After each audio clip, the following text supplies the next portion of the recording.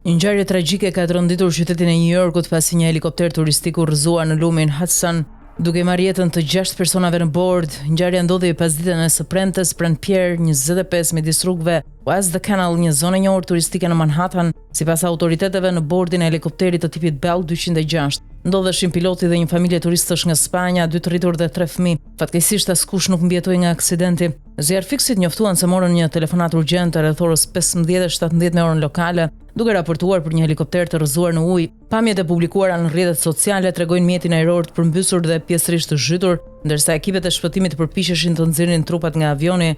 Forca të shumta të emergjencës, përfshirë varka shpëtimi, zjarfikës dhe automjete të tjera, ndodheshin në vend ngjarje, ndërsa hetimet për shkaqet e rrëzimit janë ende në vazhdim. Presidenti amerikan Donald Trump reagoi menjëherë pas lajmit tragjik. Një aksident i tmerrshëm ka ndodhur në lumin Hudson, shumë e dhimbshme të dëgjosh që 6 persona, përfshirë 3 fëmijë, kanë humbur jetën.